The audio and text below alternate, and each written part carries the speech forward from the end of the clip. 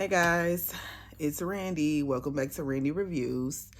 So today I'm actually not going to be reviewing an item or a service or a product or any of that stuff. I'm going to talk about something that I've been trying to do myself, which is actually do a no buy for the month of September. And when I say no buy, I mean nothing that is not a necessity, meaning I'm either replacing an item, purchasing something that I need, like medicine, hygiene products, stuff like that, or nothing else. Like that's just period. So I thought it would be fun to do a little five ways list of how to be successful during a no buy period. And these are the things that's been tried and true for me. I've done this quite a few times throughout the years because I just realize like I'm buying stuff every day, every couple of days. I'm getting packages in the mail.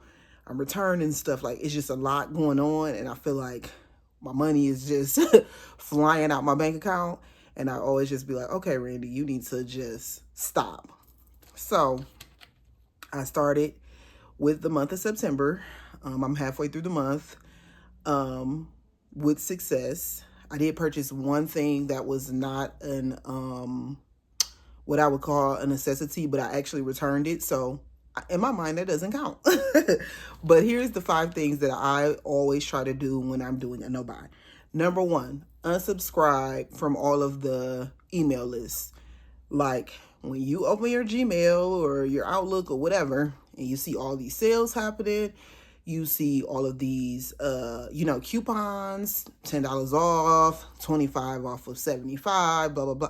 These are incentives for you to spend money. So if you're trying not to spend money, you need to not look at those things. It's just like a diet. Like if you're going on a diet or you're trying not to eat certain things, don't have it in your house or you're going to be more tempted to eat it. So I do a clean sweep. I try to only keep the very pertinent email list, or I change the frequency that I'm receiving the emails. So if it's something like, say, I don't know, what's like Tory Burch might only have a sale, let's say once or twice a year. So you still want to be subscribed. So when they have a sale, you see it. I would just change it if possible to only, once a month or once a year or whatever have you, the frequency. Things that is always having a sale, places that's always having a sale, Macy's, Kohl's, Express, places like that where they're constantly having a sale. You don't need to be subscribed to that period anyway, even when you're not doing a no buy, because when you need something from that company, you're going to go on their site and they're going to be having a sale. So that's just what I do automatically. I'll go through and clean up my email list. Number 2, remove the shopping apps from your phone. I love shopping apps. I love to create wish lists. I love to see new in pieces, and I spend more time on my phone than on my laptop. So if they have an app, I usually download it for places that I frequently purchase, like Nordstrom, DSW, The RealReal, Amazon, obviously, Walmart, even Sam's Club, like places that I shop a lot. I have the app on my phone. I remove those apps from my phone when I'm doing a no buy. I've gotten to the point where I don't need to remove them, that I can kind of keep them and just take that whole shopping, cube out of my thought process. But if you're new to this and, you're somebody who's still going to purchase even when you're not supposed to be, or you're trying not to, I would say remove the apps. Like just delete them from your phone flat out. Your account will still be there once you're done with your no buy. So remove the apps and keep it pushing. Number 3, influence. Limit your influence, whether it's on social media, whether it's here on YouTube, whether it's your friends, if you're in a group chat, if you're in a Facebook group, whatever. Limit those influences for whatever thing that you're no longer trying to purchase, or if you're just doing a no buy period. For example, if you're a crafter and you're in all these crafting groups, they're going to be telling you about, the newest whatever product, the newest tutorial on this thing, which is going to tell you, oh, you need this, you need that to finish the project. So like, limit your ability to see that type of stuff for the time that you're doing a no buy. For me, I kind of find other things like on YouTube to watch. Like, I've been watching a lot of like horror or comedy and horror related content, and kind of staying away from the usual fashion and makeup and fragrance content that I usually watch. I've been watching like stuff way on the left field that won't even make me think about purchasing, this bag or this shoe or this jewelry or whatever have you. Number 4, shop your closet. Restyle things that you already have.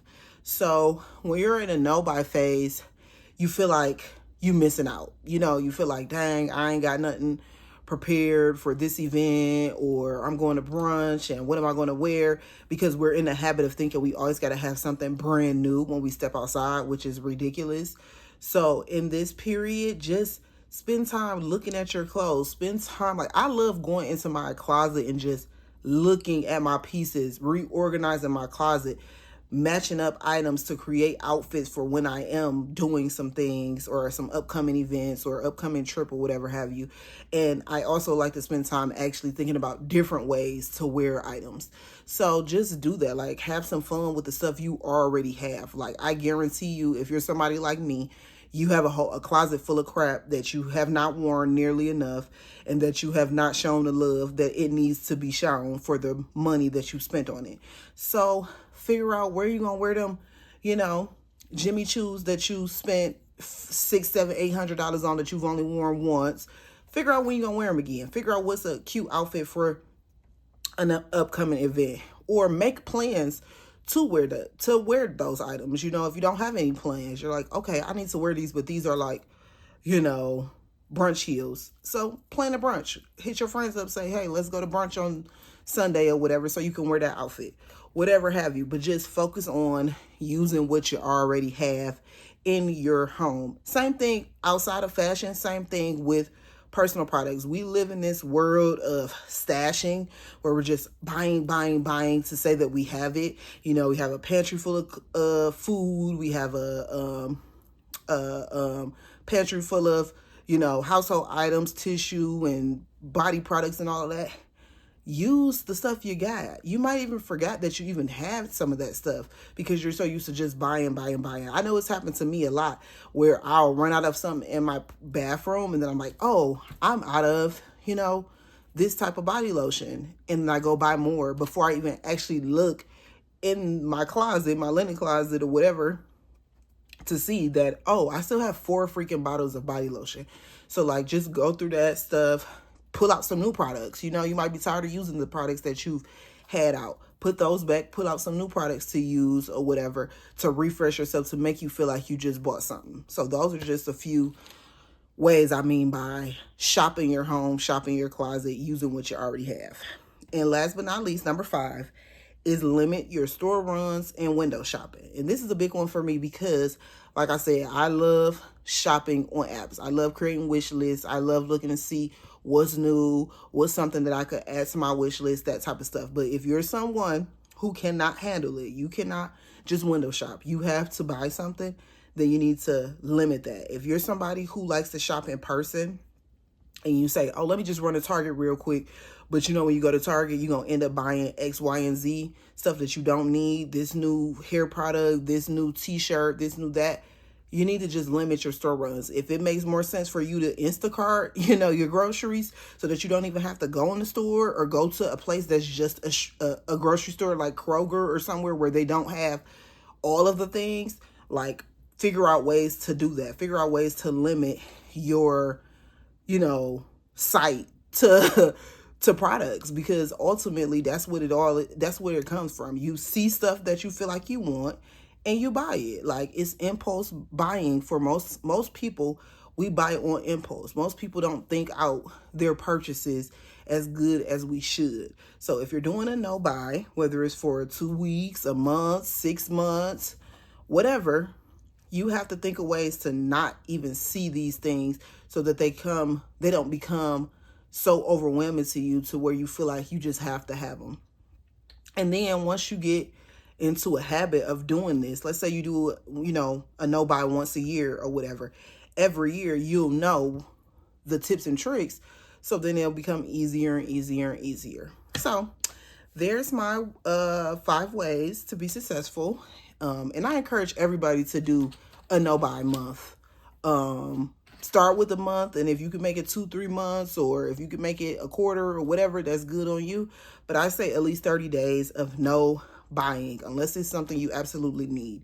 And that's in every category: fashion, beauty, food, everything, because we overconsume, we overpurchase. We have so much stuff in our homes that we don't use, don't need, don't really love and care for, because we're constantly buying new stuff to take its place. So just take a minute, take a pause, and reflect on what you have, and love what you have, and cherish what you have, and stop buying stuff. So yeah, that's the video for today, and I hope this helps somebody. Peace.